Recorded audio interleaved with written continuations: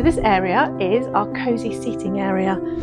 We put bamboo fence rolls on the top of the pergola. I absolutely love these tiles.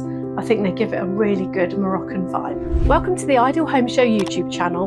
Don't forget to subscribe. My name's Tracey Varndell and this is my Ideal Home Show tour. Welcome to my home and my hallway. As you can see, I'm a massive fan of mid-century and I do love my quirky artwork.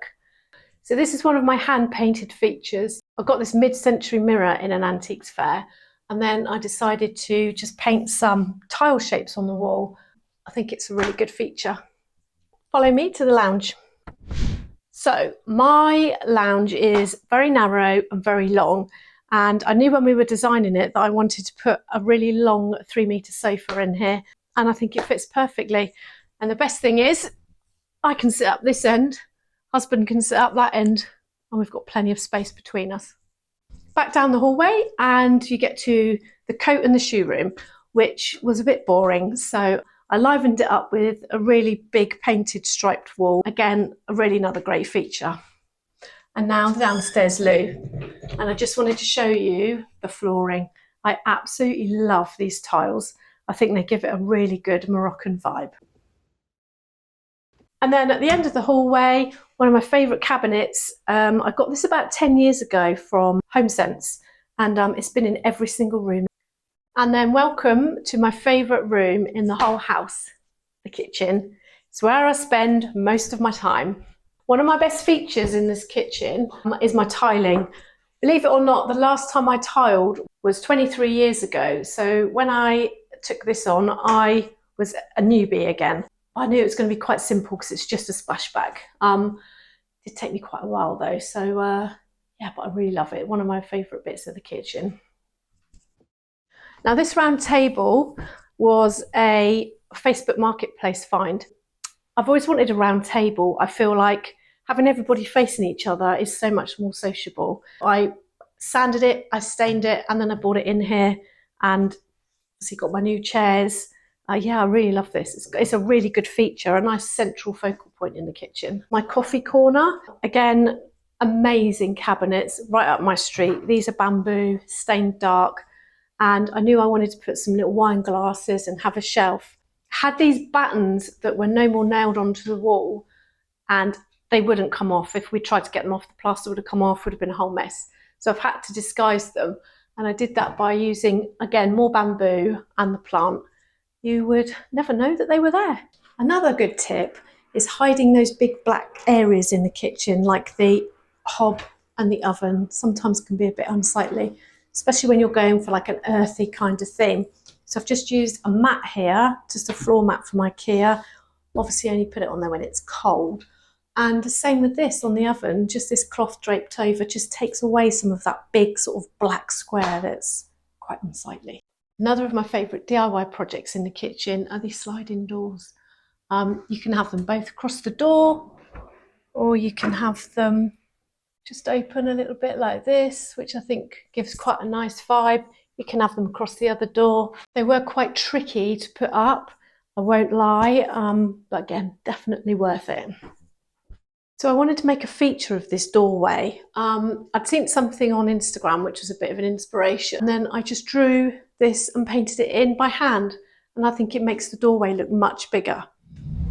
For nearly 25 years, Cox & Cox have been helping people fall in love with their homes with beautifully crafted furniture and accessories you won't find anywhere else. Their buyers travel the world to bring you original designs, always with an eye for quality and enduring style. From freestanding kitchen units and made-to-order sofas to statement lighting, storage and accessories, their offering captures each new season with a timeless aesthetic and effortless style. Every piece is handpicked with care for a collection that is curated for design lovers by design lovers.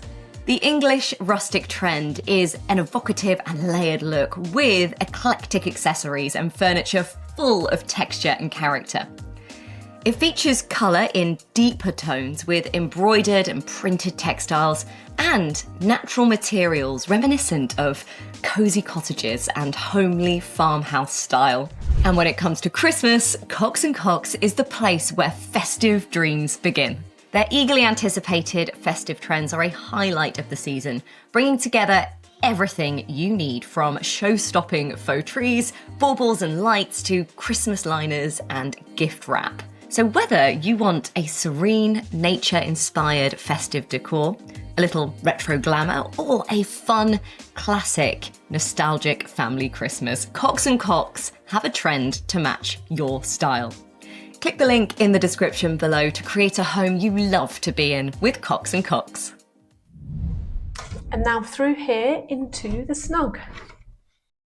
This is probably where I spend most of my Tuesdays with my granddaughter.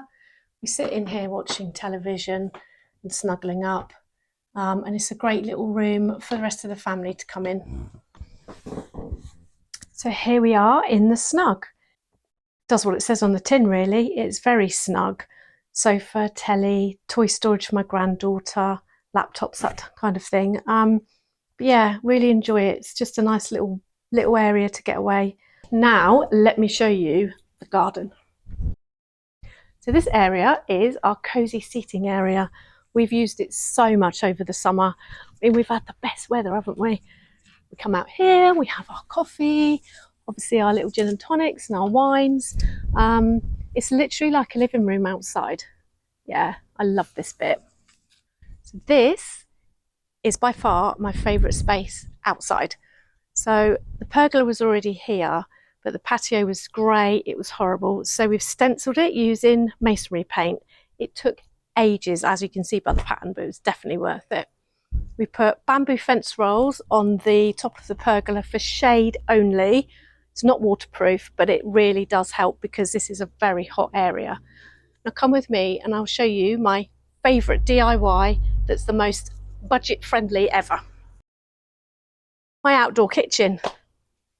Tea chests, apple crates, scaffold boards, just put on top of each other. I mean, can't go wrong. This was so cheap. I think I spent £35 altogether. It's created shelving, it's created somewhere for our oven to go, and it looks great. So let me show you the new outside eating area. We used to have a table and chairs down by the house, but with this view, we decided to move everything up this end. And I mean, look at that. We just love sitting up here al fresco. I get asked about this lampshade quite a lot, and I made it. It was a forever project. Threading these beads on did take quite a long time, but to be honest with you, I do think it was worth it. It's been hanging in the kitchen, it's been in our bedroom, and for now, it's outside above our table. So let me show you upstairs and into our bedroom. Now, we decorated our bedroom last year, but I've been tweaking it ever since, and I think I've finally nailed it.